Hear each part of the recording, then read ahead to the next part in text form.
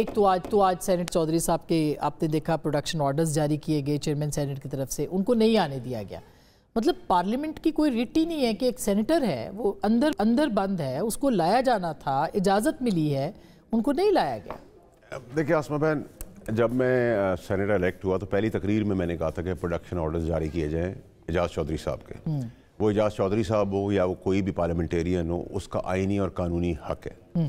اور جو مجھے اطلاعات ہیں، یا ابھی میں ایک شو پہ تھا تو اس میں مجھے کہا گیا کہ سپرڈنٹ نے منع کر دیا. آئی ڈونٹ نو، یہ اگر اسٹیٹمنٹ آئی ہے تو سپرڈنٹ پارلیمنٹ سے بھاری ہے تو پھر شرم سے مر جانا چاہیے، ہمیں ڈوب مرنا چاہیے. چیئرمین سینٹ سے بھاری ہے سپرنٹینڈنٹ جیل. سینٹ ہے نا، چیئرمین سینٹ کا الیکٹڈ نمائندہ ہے، ٹھیک ہے، اس کو چیئرمین بنایا ہے، تو پوری سینٹ کی بے عزتی ہے. پھر میں اس موقع پہ آیا کہ اگر پولیس نے کہا تو پولیس ڈائریکٹ ماتحت ہے سی ایم کے، تو سی ایم کیا بھاری ہے پارلیمنٹ کے اوپر، ٹھیک ہے، تو اس کے اوپر تو اکاؤنٹ فار ہونا چاہیے، نمبر ایک. اور نمبر دو، ان کا آئینی قانونی حق ہے، جب تک کیسز کا فیصلہ نہیں ہوتا، وہ مجرم ثابت نہیں ہوتے، تب تک تو ان کا وہ حق ہے، ہی از اے سینیٹر، ٹھیک ہے. تو میں تو وہاں تک کلیئر ہوں، چاہے وہ کوئی بھی پولیٹیکل پارٹی ہو. دوسری چیز یہ کہ دیکھیں، میں بہن آپ کو آپ کے خیال میں سی ایم نے روکا ہوگا یا کہیں اور سے انسٹرکشنز آئے؟ نہیں، کہیں اور کا کوئی انٹرسٹ اگر ہوتا تو پھر یہ پروڈکشن آرڈر ہی نہیں جاری ہوتا. یعنی پروڈکشن آرڈر ان کے کہنے پہ جاری ہوئے؟ نہیں، ان کے کہنے پہ نہیں. دیکھیں وہ ڈے ٹو ڈے پیٹی ٹو پیٹی ایشوز کے ان کو کیا فائدہ ہے، ان کو روک کے کیا فائدہ ہے، ان کو آنے سے کیا نقصان ہے. لیکن فوج کو کیا اس سے سروکار ہے کہ یہ آئے گا اور یہ نہیں آئے گا. ہم نے اس سب چیزوں کے سسٹم کو اندر باریک بیری سے ہر چیز کو، کافی ٹھنڈی ہے تو کہا جی فوج کی وجہ سے، مرغی مہنگی ہوگی تو فوج کی وجہ سے، اسٹاک ایکسچینج اوپر ہے تو اسٹاک فوج کی وجہ سے، نیچے ہے تو بھی فوج کی وجہ سے، گھر میں جھگڑا ہو گیا بیوی سے فوج کی وجہ سے. یہ نہیں پاسبل، ٹھیک ہے. ہمیں کوئی بلیم کرنے کے لیے اس لیے وہ ہمیں مل گئے ہیں کیونکہ وہ کرٹن سے باہر آ کے جواب نہیں دے سکتے، تو جو چپ رہتا ہے ہم کہتے ہیں بولتے رہو اس کے بارے میں، تو دس از رانگ.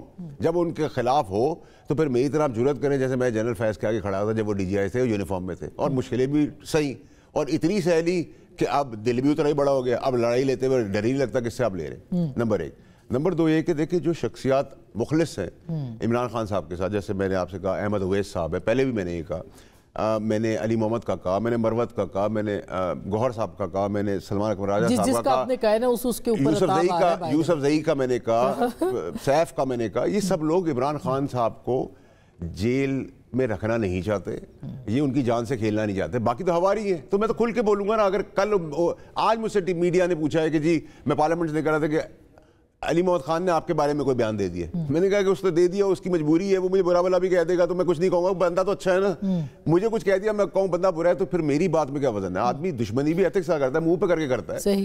میرا کہنے کا سارا مقصد یہ ہے کہ دیکھیں، تو آج عمران خان صاحب نے پھر ایسی باتیں کر دی ہیں جو پرائم نردلی بول دیا ہے، چیف اداروں کے خلاف بات کر دی ہے، تو یہ مذاکرات ہو پائیں گے اب تیسرا راؤنڈ؟ دیکھیں ابھی تو مذاق ہو رہا ہے نا، مذاکرات تو نہیں ہو رہے، مذاق ہو رہا ہے، ٹھیک ہے. مذاکرات 20 جنوری کے بعد ہوں گے، لیٹ کی ہوں گے اور سینسیبل ہوں گے، اور میں امید کرتا ہوں کہ خان صاحب مذاکرات اپنے ہاتھ میں لیں گے، بنسبت ان منافقوں کے ہاتھ میں نہ دیں جو ان کو چاہتے ہیں جیل میں رکھیں یا ان کا اور برا ہو تاکہ ان کا اقتدار جاری رہے. دوسری چیز یہ کہ دیکھیں جب تک آپ کریڈیبلٹی نہیں لائیں گے، دیکھیں آپریشن ہو رہا ہے، آپریشن دشمن کے خلاف ہو رہا ہے، جو ملک کے خلاف ہے وہ دشمن ہے، اس کے خلاف آپریشن اگر اس کمرے میں بھی ہونا ہے تو کریں.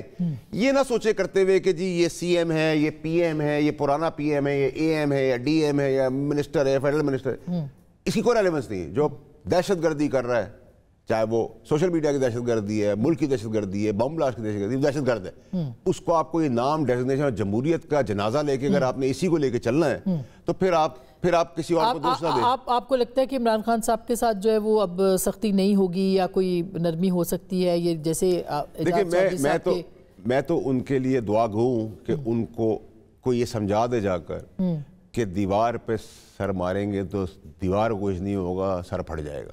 میں بار بار یہ سمجھا رہا ہوں کہ آپ کی ان کے ساتھ لڑائی ہے، آپ کی اختلافات سیاسی آپ بالکل کھل کے کریں، یہ آپ کے لیے کرتے ہیں، آپ کھل کے کریں. لیکن جن کا کوئی تعلق نہیں ہے، عدالتیں پہلے زبردستی، اب عدالتیں بری ہو گئی، پھر جج کو ٹیک آن کر لیا. یہ ٹیک آن کا سیشن سٹارٹ کہاں سے؟ وہ دیکھیں بیک گراؤنڈ بڑا ضروری ہے. پہلے پولیٹیکل پارٹیز نے اتنا فوج کے خلاف بات کی، اتنا ان کو ملا. نون لیگ نے اتنا کیا، ان کو اتنا ملا. خان صاحب اور ان کے ایڈوائزر نے کہا اتنا کر دو، جو یہ خواہشات رکھتے تھے اس سے زیادہ کر دو.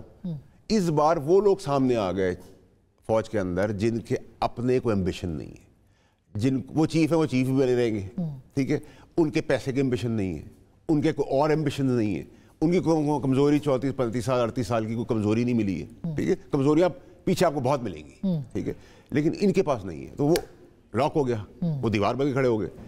آپ کا ایک ادارہ ہے جو ملک کے دشمنوں سے آپ کو سنبھال رہا ہے, وہ ضامن ہے.